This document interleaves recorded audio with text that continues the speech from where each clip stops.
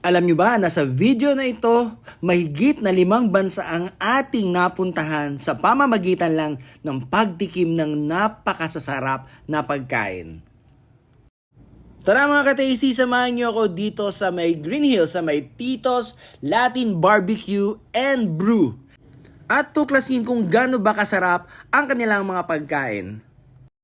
Guys, aminin ko sa inyo bihira ako makakain ng Latin food. Kaya naman, super excited ako ngayon na tikman ang mga pagkain ng Tito's. Unahin natin yung mga pagkain na sinasabi nila na part ng kanilang pang-araw-araw or daily meals. Una na riyan ang Nachos El Gigante na sobra tayong nag-enjoy dahil sa dami ng kanyang laman. Next naman ang truffle pork pizzadilla na sobrang cheesy niya at ang kanyang pork naman ay may halong truffle na sobrang sarap. Grabe ito mga ka-tasty. Talaga namang super nag-enjoy ako sa isang ito. Yung smokiness ng kanyang pork, nilagyan ng truffle, nilagyan ng cheese. Aba, sobrang bongga ito. Itong next naman ay itong tinatawag nila na Chiquitos na kakaiba rin. Para siyang lumpiang Shanghai na nakabalot yung pork niya sa loob. And then meron siyang sauce, tomato sauce na dip. At marami siyang lettuce at marami siyang cheese. Grabe, talaga naman busog na busog ka talaga dito. Next naman is the Argentinian shrimp pasta. Mga ka-tasty, ngayon lang ako nakatikim ng pasta na merong gata. Grabe, kakaiba ito. You must try this one. Yung creaminess ng gata niya, tapos medyo maanghang yung shrimp niya, at tamang-tamang al dente lang ng pasta. Grabe mga tasty, swak na swak ito. On point ang lasa nito.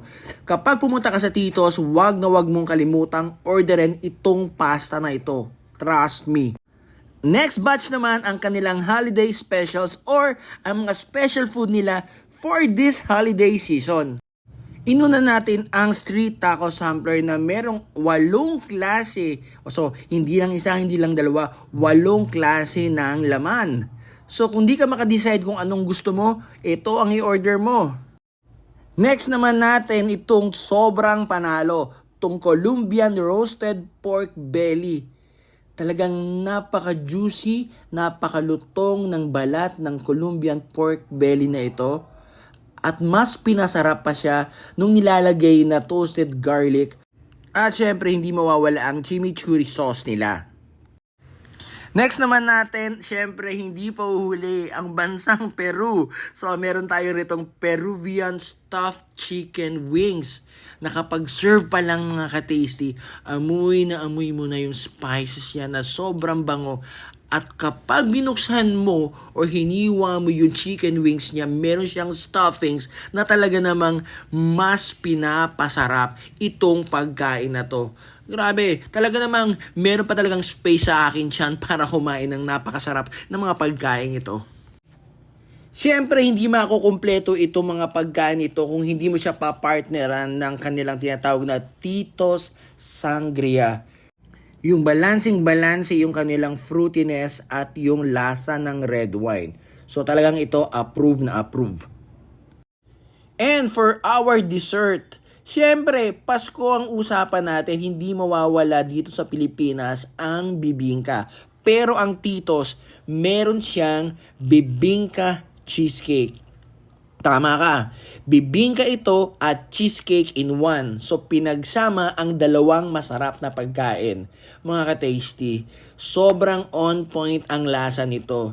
Lasang-lasa mo ang cheesecake at saka yung smokiness nung bibingka. At meron pa siyang salted egg on top.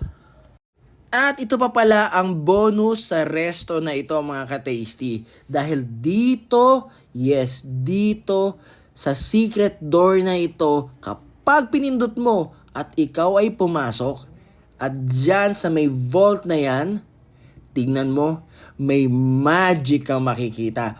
Oo, kung gusto mo mag-chill after mong kumain, mag-chill-chill ka lang, mag-drinks ka lang dyan, or simply mag-relax ka lang, meron silang bar na kasama.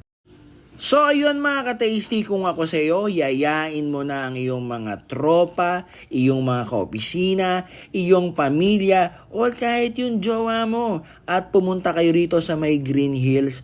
Pasyalan ninyo ang Tito's Latin Barbecue and Brew para ma-experience nyo ang kanilang pagkain na napakasasarap.